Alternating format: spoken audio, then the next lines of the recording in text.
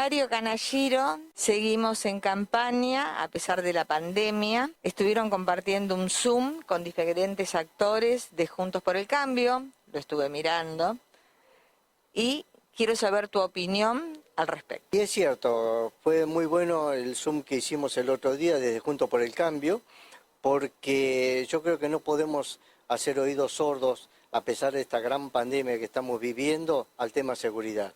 La otra gran pandemia que todos los habitantes del conurbano, por lo menos, estamos viviendo, sufriendo, es la inseguridad.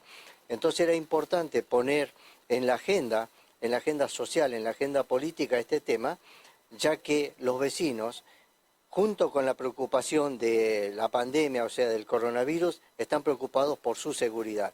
Y no podíamos nosotros estar ajenos a eso y hicimos participar a los diferentes referentes de las diferentes fuerzas que integran el Frente Hacemos. Estuvo gente del MIT, estuvo el radicalismo, estuvo la acción civil, digamos, a través del movimiento 10 de septiembre, creo que es la de Daniel Villa, estuvo la docencia a través de Emilio, la presencia mía un poco desde la salud y fundamentalmente la visión, por un lado jurista del doctor Diegues, ¿sí?, un penalista local de acá de Florencio Varela, y por el otro lado la visión de un gestor, de un administrador de temas de seguridad hoy en día en el municipio de Lanús, como es la de Diego Kravets. Yo creo que de alguna manera se puso en evidencia un montón de cosas que muchas veces se habla en los barrios, se habla en las mesas de café, pero no se dice públicamente. ¿Dónde está el problema de la inseguridad? ¿Sí? El problema de la inseguridad en Varela no son los robos bancarios.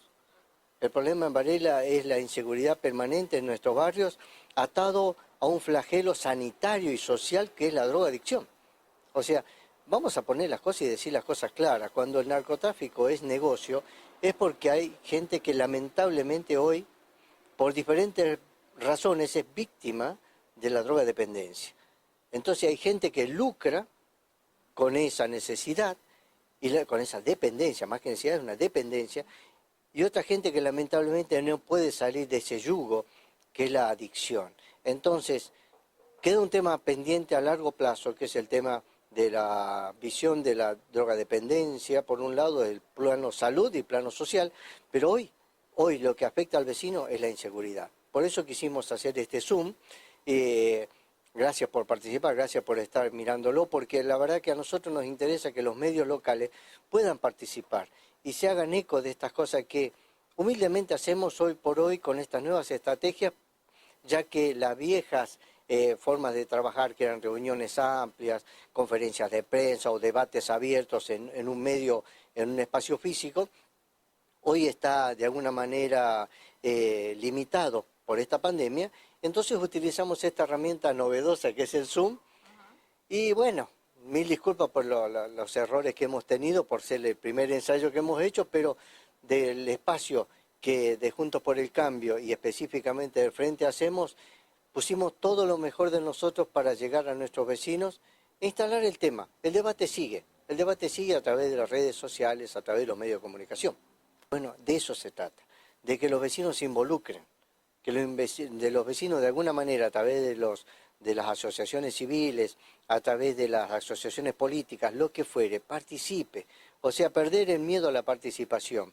O sea, lo que hay que confrontar son ideas, no confrontamos con las otras personas, confrontamos ideas. Entonces, en esa confrontación seguramente vamos a ir elaborando propuestas, muy pocas hemos podido hacer porque en medio de un debate no es momento para agarrar y hacer una propuesta bien profunda, pero sí dejar sentado que no es ajeno al proyecto político de Juntos por el Cambio en Varela trabajar sobre el tema seguridad, como en el tema salud y como el tema educación, como tres ejes directrices y ejes, digamos, fundamentales de la acción política que vamos a desarrollar de acá en adelante. Una visita hace un mes atrás aproximadamente al Centro Único de Monitoreo en la Ciudad de Buenos Aires, con Diego Santilli, donde nos presenta la estructura, digamos, de vigilancia que tiene Ciudad de Buenos Aires, es extraordinaria, es cierto, una inversión importante, pero como decimos siempre, si queremos buenos logros tenés que hacer inversión. En salud hay que invertir, en seguridad hay que invertir, en educación hay que invertir, en justicia hay que invertir. Entonces, esa inversión vale la pena hacerla, es una inversión, no es un gasto. O sea, Ciudad de Buenos Aires es resonante muchas veces porque capturan muchos delincuentes que son perseguidos o buscados inclusive por Interpol, más allá de nuestras propias fuerzas federales, y lo detectan con las cámaras que tienen preparadas, cámaras automáticas, ¿eh? Es un sistema automatizado que permite identificar personas, rostros, facciones, y de ahí han caído un montón de narcotraficantes o delincuentes internacionales en Ciudad de Buenos Aires.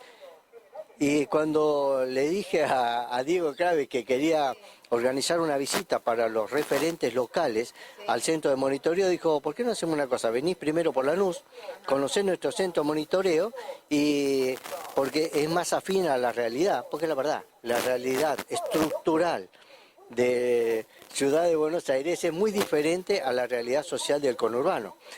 Y más parecido a Varela es Lanús precisamente, ¿sí? No es idéntico, pero más parecido. Y entonces vamos a organizar, en cuanto este cierre, esta cuarentena nos permita, ir a visitar el centro de monitoreo de Lanús, como para ir estudiando, evaluando propuestas para hacer en Florencio Varela. Varela también tiene su centro de monitoreo. Pero como yo lo dije, no sé si lo dije o no lo dije, pero hay una realidad, es que estamos pagando todos los meses, creo, alrededor de 1 millón de pesos por el alquiler o la administración o el uso de un sistema de monitoreo. Un sistema de monitoreo que cuando lo necesitamos no estuvo, ¿sí? Y tuvimos un caso, que es el caso de las chicas, la masacre de Sensabello. ¿Dónde estaban las cámaras en ese momento? Bueno, entonces esas cosas son las que hay que ver, porque si estamos pagando y estamos pagando por una porquería, me parece que es un gasto, no es una inversión en Varela en el tema de seguridad. Y tengo muchos compañeros municipales que han pasado por la sala de monitoreo y realmente me cuentan de lo inhumano que es el trabajo. Entonces, si está la tecnología, como está en Ciudad de Buenos Aires, ¿no es hora de invertir un poquitito en seguridad también? Yo me quedaba pensando cuando vos hablabas de salud, tenemos un solo hospital, después tenemos el UPA con el añadido que se hizo para la pandemia, que yo recalco y se lo dije un día a Arnaldo Medina, no es un hospital, el hospital modular no es un hospital, no tenemos quirófano, no tenemos sala de parto, no tenemos para sacar una placa. Entonces, ¿qué son? Son puestos como si fueran de campaña, salas de internación, grandes salas de internación. Es un hospital de campaña, de hecho, o sea, la idea del modular, gracias a Dios estuvo, ¿no? Sí. Gracias a Dios estuvo, no hay que quitarle mérito al hecho de que haya estado, pero yo sigo insistiendo, en Varela necesitamos un hospital. Si yo en la campaña del 19 dije que necesitábamos un hospital de 300, me parece que a la luz de las nuevas experiencias que hemos hecho con el COVID, tenemos que invertir en un hospital de 400 camas, porque si no, no vamos a dar abasto. A ver, hay una realidad que los vecinos deben conocer. O sea, mucho se critica a la medicina, tanto estatal como privada en Florencio Varela, y yo soy una de las víctimas, podríamos decir, de eso. Y la cuestión es la falta de inversión privada en la salud en Florencio Varela. No hay un hospital privado. Tenemos solamente 2 sanatorios, que entre los 2 sanatorios totalizaremos 100 camas solamente. Y 100 camas, de esas 100 camas llegaremos a unos 20 camas de terapia intensiva. Entonces, no da abasto la seguridad social en Florencio Varela. Esperar que las obras sociales inviertan va a ser difícil. Va a ser difícil mientras, digamos, sea una parte de las cuentas privadas de los sindicalistas, ¿sí? Entonces, las obras sociales no son un negocio. Entonces, la medicina privada, por el rango de pobreza estructural que tiene Florencio Varela, no da para que subsista un sanatorio estrictamente privado. Si no lo sostiene la seguridad social, como es en el caso de Santa Clara, básicamente PAME, o en el caso de la Luján, IOMA, que son 2 obras sociales ligadas al Estado, es muy difícil que se pueda sostener. Entonces, si el privado no lo hace, el Estado tiene la obligación de hacerlo, porque en definitiva el que administra los fondos de la seguridad social es el mismo Estado. Entonces el Estado debe invertir en Florencio Varela, y estaba el proyecto de expropiación de lo que fue los terrenos de Sueño Estelar y qué sé yo, que yo tengo miedo ahí, ahí tengo mi preocupación, porque hay que pensar en un hospital, digamos, que se pueda autosostener, que pueda participar el privado, que pueda participar el Estado, pero lo lógico es que tenga una administración compartida la provincia y el municipio, porque el primer referente político para el vecino es el intendente y su autoridad de salud. Al gobernador o al ministro de salud no se llega. Entonces debe necesariamente tener participación en un hospital local, debe tener participación el municipio, ¿sí? La administración conjunta, como se quiere, como se hizo en el cruce. El cruce, ¿por qué funciona como funciona? El cruce tiene una inversión monetaria altísima.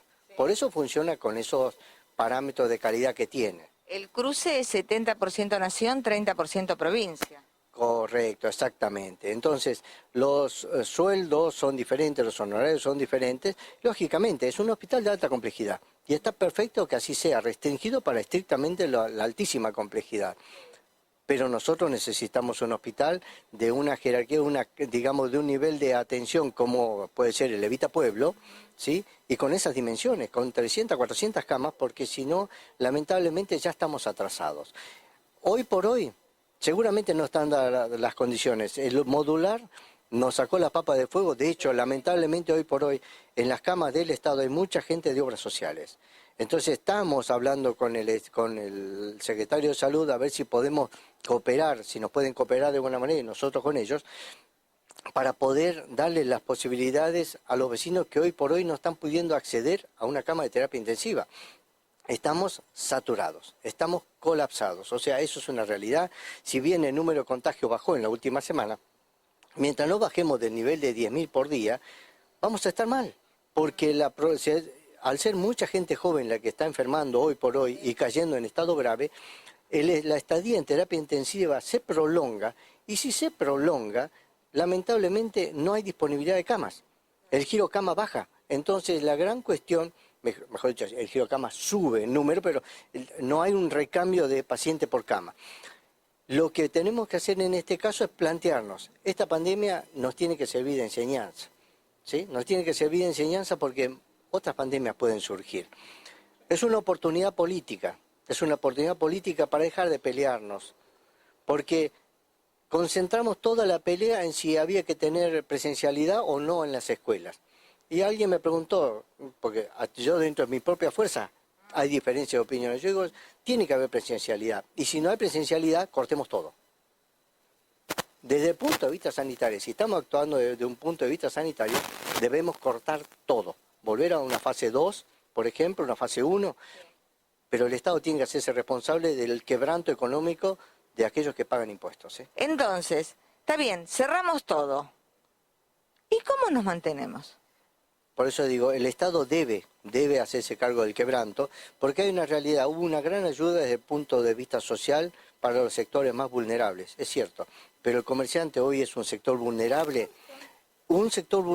aparte que genera trabajo, genera PBI, o sea, genera riqueza. Entonces yo creo que esa es la parte del Estado que quedó, el Estado soslayó o dejó de lado, porque a través de los repro, a través de los ATP, sostiene, digamos, a la parte empleada, por un lado, que no está mal, el 50%, eso es una ayuda para el empresario, es una ayuda para el comerciante, pero el alquiler, ¿quién se lo banca? Los servicios que se siguen incrementando y siguen liberando, digamos, los incrementos en combustibles, en luz, en gas, eso no te lo sostiene.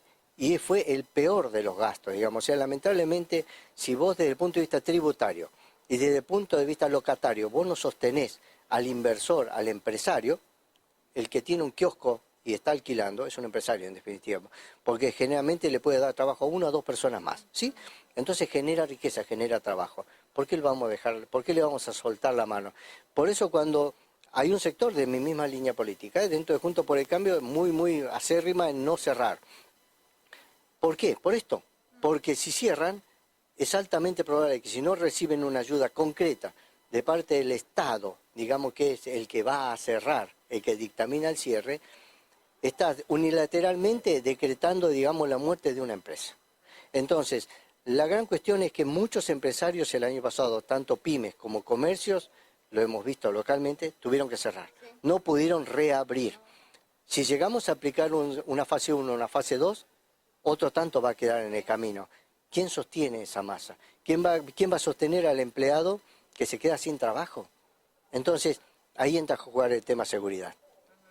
No justifico una cosa con la otra, pero lamentablemente cuando no hay trabajo comienza a haber un mayor nivel de inseguridad. Cuando el empleo va cayendo, aumenta el nivel de seguridad y eso está demostrado. O sea, hay una cuestión de supervivencia.